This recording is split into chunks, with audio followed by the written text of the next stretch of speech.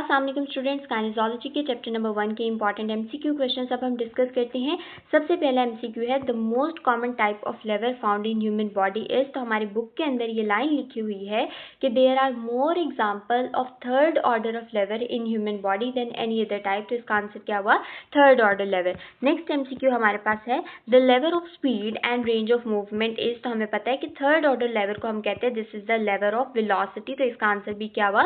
Third order lever. Next MCQ है the lever of power is. तो हमारी book के अंदर ये लाइन एज इट इज लिखी हुई है कि second order lever is the lever of power. तो इसका आंसर क्या हुआ?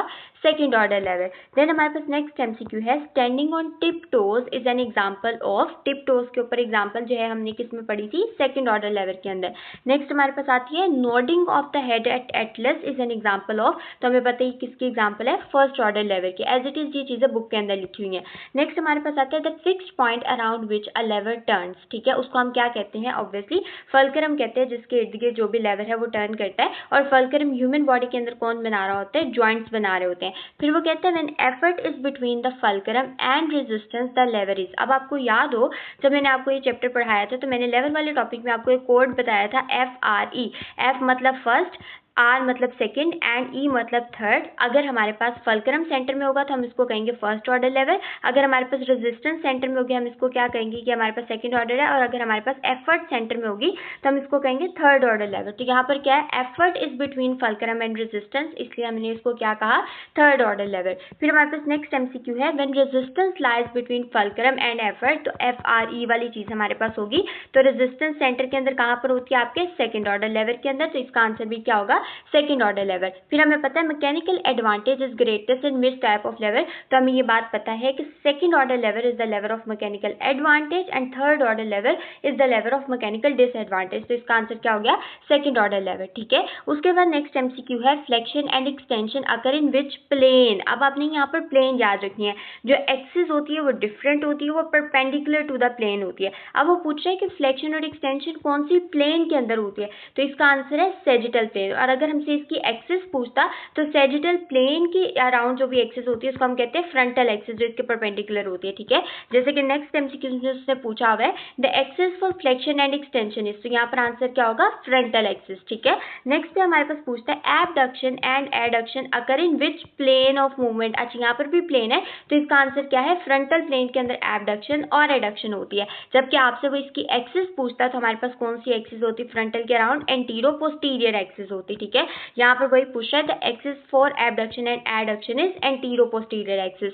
नेक्स्ट में वो पूछता है rotation takes place around which axis. तो हमें पता है रोटेशन किस एक्सिस में होती है? That is the vertical axis, जिसके अंदर रोटेशन होती है। आप इसको बुक से पढ़िएगा, आपको ये चीजें मिल जाएंगी। नेक्स्ट में हमारे पास आता है सेंटर ऑफ ग्रेविटी एडल्ट का। हमें पता है एडल्ट का centre of gravity just anterior to second sacral vertebra lie करता है, जबकि चिल्ड्रन का थोड़ा सा हायर होता है। ठीक है, उसके बाद वो कहता है stability increases when the centre of gravity is. तो हमें पता है कि जब सेंटर ऑफ ग्रेविटी लो होता है तब स्टेबिलिटी ज्यादा होती है, जैसे जैसे centre of gravity higher move करता जाता है स्टेबिलिटी कम होती है। तो इसका आंसर क्या होगा? लो। ठीक है, नेक्स्ट हमारे पास है increasing the base of support भी। तो हमें ये पता है कि जब बेस ऑफ सपोर्ट ज्यादा होगी तो स्टेबिलिटी भी ज्यादा होगी, और बेस ऑफ सपोर्ट कम होगी तो स्टेबिलिटी कम होगी। फॉर एग्जांपल, अगर कोई इंसान अपने दोनों लेग्स के ऊपर खराब है, उसका वेट दोनों लेग्स के ऊपर है, यानी उसकी बेस ऑफ सपोर्ट ज्यादा है, वाइड बेस ऑफ सपोर्ट है, तो क्या होगा कि उसकी स्टेबिलिटी ज्यादा होगी। इसी तरह अगर वो अपनी वन लेग के ऊपर सिंगल लेग की स्टैंडिंग है, या फिर जो है वो अपने पाँव को जोड़ के खराब है, तो उस दौरान उसकी बेस ऑफ सपोर्ट क्या होगी? वाइड नहीं होगी। ठीक है, नैरो होगी, तो उसकी स्टेबिलिटी भी कम होगी। तो वो कहते हैं increasing the base of support will increase stability. Next पे हमारे पास आता है friction mainly depends upon. Obviously friction तीन चीजों पे डिपेंड करता है, ये भी हमारी बुक के अंदर लिखा हुआ है।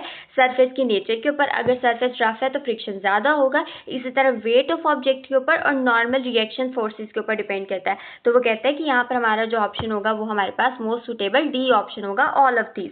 नेक्स्ट एमसीक्यू है pulley in exercise therapy are mainly used for. अब इसके अंदर ना पुली स्ट्रेन को कम नहीं करते, जबकि पुलिस हम अक्सर यूज करते हैं मसल्स के ऊपर, एक तरह का स्ट्रेन भी आता है। ठीक है, मसल कॉन्ट्रैक्शन को भी इंक्रीज नहीं करते, और जॉइंट्स को स्टेबलाइज करने में तो पुली का कोई हाथ ही नहीं है। इसलिए इसका जो मोस्ट सुटेबल ऑप्शन होगा वो ए वाला होगा कि ये फोर्स की डायरेक्शन को चेंज करते हैं without changing the magnitude of the force.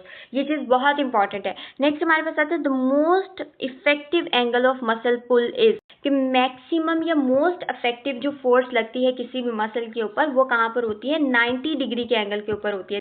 Next हमारे पास एमसीक्यू है active fixation is achieved by. अब हमें पता है पैसिव फिक्सेशन होती है, एक्टिव होती है। पैसिव कोई भी एक्सटर्नल सोर्स आ रहा होता है, एक्टिव में मसल खुद से काम कर रहे होते हैं। किस ऑप्शन में मसल काम कर रहे हैं? थेरेपिस्ट की सपोर्ट भी मसल ही है क्योंकि वो भी एक्सटर्नल ही है, बेल्ट एंड स्ट्रैप भी कोई एक्सटर्नल चीज है, ग्रेविटी भी कोई एक्सटर्नल फोर्स है। लेकिन मसल की को कॉन्ट्रैक्शन यानी आपके एगोनिस्ट और एंटागोनिस्ट मसल का at the same time contract करना क्या है? आपकी एक्टिव फिक्सेशन आती है। ठीक है, नेक्स्ट में हमारे पास आता है पैसिव फिक्सेशन। पैसिव फिक्सेशन के अंदर मसल्स का तो ऑब्वियसली यूज नहीं होगा, इसके अंदर ज्वाइंट लॉकिंग का भी काम नहीं होगा क्योंकि ज्वाइंट भी ह्यूमन, और वेट शिफ्टिंग भी नहीं होगा क्योंकि वेट शिफ्टिंग भी ह्यूमन बॉडी खुद से कर रही है।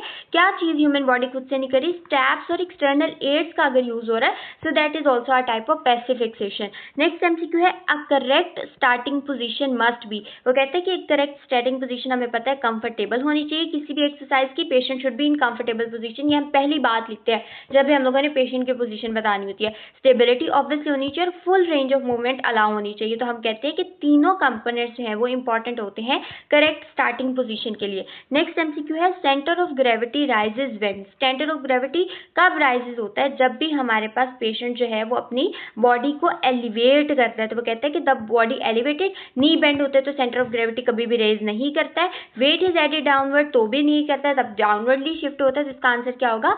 ए वाला ऑप्शन होगा, the body is elevated. Next हमारे पास आता है torque is greatest when the lever arm is. तो टॉर्क कब ज्यादा होता है? जब भी हमारे पास लेवर आर्म लॉन्ग होती है। ये भी एक प्रिंसिपल होता है, ठीक है। ये प्रिंसिपल्स आप बहुत ज्यादा आगे ऑर्थोटिक्स में ये प्रिंसिपल यूज करते हैं। वो कहते हैं टॉर्क तब मैक्सिमम होता है जब भी हमारे पास हमारी लेवर आर्म जो है वो ज्यादा होती है, लॉन्गर लेवर आर्म होती है, ठीक है। मूवमेंट आर्म के तौर पर आपको एक वर्ड आगे देखने को मिलेगा, तो इसका आंसर क्या होगा? लॉन्ग होगा, ठीक है।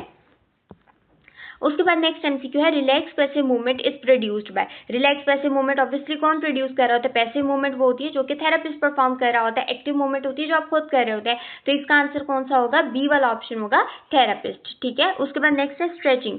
स्ट्रेचिंग क्या होती है? हमारे पास स्लो सस्टेन्ड इलॉन्गेशन होती है मसल की। तो इसका भी आंसर क्या होगा? बी। रैपिड फोर्स मूवमेंट भी नहीं होती, रैपिड मूवमेंट नहीं होती। रैपिड मूवमेंट तो बैलिस्टिक चीज आ जाती है। एक्टिव मसल को वर्क भी नहीं होता, रिदमिक को कंट्रैक्शन भी नहीं होता। तो इसका जो मोस्ट सुटेबल ऑप्शन है वो हमारे पास स्लो सस्टेन्ड इलॉन्गेशन है। नेक्स्ट एमसीक्यू है the resultant of two forces acting at an angle is found using. हमें ये पता है कि हमने बुक के अंदर एक लॉ पढ़ा हुआ है, दैट इज पैरेललोग्राम लॉ। ये उसी के ऊपर जब अप्लाई होता है, ट्राइंगल लॉ के अंदर भी नहीं होता, न्यूटन लॉ के तो अंदर बिल्कुल भी नहीं, और हुक्स लॉ के अंदर भी नहीं। जो मेन चीज है इसके अंदर वो पैरेललोग्राम का लॉ है जो हमने वहां पर पढ़ा था, ठीक है। नेक्स्ट है two equal opposite forces not acting in a same line produce.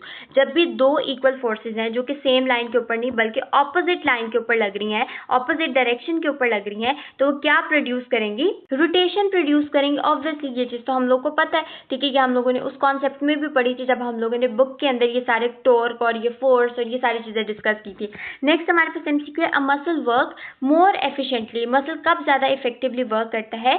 जब मसल अपनी मिडल रेंज के अंदर होता है, ठीक है। ये आपने हमेशा याद रखनी है। इनर रेंज तब होती है जब आपको मसल शॉर्टन पोजीशन के अंदर होता है, आउटर रेंज होती है जब आपको मसल लेंथन पोजीशन के अंदर होता है, मिडल रेंज तब होती है जब आपका मसल जो है वो मिड प्रॉन पोजीशन के अंदर होती है। तो सबसे ज्यादा इसके अंदर कौन सी चीज होती है? मिड प्रॉन पोजीशन के अंदर हमारा जो है वो मिडल रेंज होती है। देन हमारे पास आता है the effect of two non linear system acting at common point can be determined by. तो इसका आंसर जो है वो सी है। बिल्कुल वही बात है कि इसमें लॉ ऑफ पैरेललोग्राम जो है वो अप्लाई होता है क्योंकि ये दो रिजल्टेंट वेक्टर्स के बारे में आपको इन्फॉर्म करता है, ठीक है। अच्छा, ये वाला जो एमसीक्यू है of traction force of 40 kg applied at 30 degree to the joint, तो इफेक्टिव डिस्ट्रैक्टिव फोर्स क्या होगी? पहली बात आपको डिस्ट्रैक्टिव फोर्स का मतलब पता होना चाहिए। इसमें सिर्फ डिस्ट्रैक्टिव फोर्स या ट्रैक्शन फोर्स वो फोर्स होती है जो कि आपकी दोनों सेगमेंट्स को अपार्ट करती है, यानी आप सिंपल वर्ड में क्या, लेंथनिंग करती है। अब आपकी ये जो काइनेजोलॉजी की बुक हमने फॉलो की हुई है ना, आपने चैप्टर नंबर 1 पढ़ा होगा, तो उसके अंदर कहीं भी हम लोगों ने ये फॉर्मूला नहीं पढ़ा है, ठीक है। तो इसका आंसर आपने एज इट इज याद रखना है। इसका आंसर क्या है? 35 kg है, क्योंकि ये एक पास पेपर का क्वेश्चन है। ये यहाँ पर हम लोगों ने नहीं मेनली याद करना, बस आप इसको याद कर सकते हैं। नेक्स्ट वो कहता है फ्रिक्शन डिपेंड्स अपॉन, और ये तो हम लोगों ने ऊपर भी पढ़ चुके हैं, area of contact, nature of surface और वेट ऑफ द ऑब्जेक्ट सब पे डिपेंड करता है। अब वो कहते हैं कि पुलिस आर यूज्ड टू, तो हमने ऊपर भी ये चीज पढ़ी थी कि पुली क्या करते हैं? मोशन की डायरेक्शन को ऑल्टर करती हैं, मैकेनिकल एफिशिएंसी भी ऑब्वियसली इससे अचीव होती है, वर्क को ईजी भी ये करते हैं। तो इसका आंसर हमारे पास क्या होगा? डी, ऑल ऑफ दीज, ठीक है। क्यों है एमसीक्यू नंबर 35 जिसके अंदर वो हमसे पूछता है कि maximum resistance in pulley exercises occurs when the rope is, तो इसका आंसर भी ऑब्वियसली क्या है 90 डिग्री। हमने पढ़ा हुआ है कि 90 डिग्री के एंगल पर जब भी कोई फोर्स लगती है तो वो मैक्सिमम टॉर्क प्रोड्यूस करती है। नेक्स्ट हमारे पास आता है a third order lever is called as the lever of, हम लोगों ने ऊपर भी पढ़ा था, that is the lever of velocity, आप इसको कह सकते हैं लेवर ऑफ स्पीड। ठीक है, नेक्स्ट में हमारे पास आता है knee flexion in prone lying is the position of, तो इसके अंदर हमारे पास क्या आती है थर्ड ऑर्डर लेवर की एग्जांपल आती है, जिसमें क्या होता है जो हमारे मसल्स की एफर्ट होती है, हम लोगों ने FRE से पढ़ा था ना, तो इसमें जो हमारी एफर्ट होती है वो कहाँ पर होती है, सेंटर के अंदर होती है। हमारे नी फ्लेक्शन जो है वो जब प्रॉन लाइन के अंदर होती है तो वो क्या करती है, हमारे पास एफर्ट जो है वो सेंटर के अंदर होती है, that is why we call them as third order lever. ठीक है, नेक्स्ट MCQ है हमारे पास most numerous lever in human body are, तो ऑब्वियसली इसका आंसर क्या है सी है, हम लोगों ने कहा था third order lever are the most common lever into the human body. उसके बाद वो कहता है कि एंकल की डोर्सिफ्लेक्शन और एंकल की प्लांटर फ्लेक्शन किसके अंदर हो रही होती है, तो हमें पता है इसका आंसर क्या होगा सेजिटल प्लेन, क्योंकि फ्लेक्शन एक्सटेंशन के मूवमेंट इसी के अंदर होती हैं, चाहे वो डोर्सिफ्लेक्शन है या प्लांटर फ्लेक्शन है। और हमारे पास यहाँ पर कौन सी फ्रंटल एक्सिस होती है, तो हमेशा हम लोगों ने याद रखना है सेजिटल प्लेन है तो कौन सी एक्सिस है, फ्रंटल एक्सिस है। ठीक है, ये चीज इंपॉर्टेंट आती है। ठीक है, so this is all about the MCQ जो कि हम लोगों ने पढ़े, ऑलमोस्ट 39 MCQ हमने इसमें कवर किए। आपको कोई भी क्वेश्चन या कोई भी कंफ्यूजन है, you can ask me in the comment section.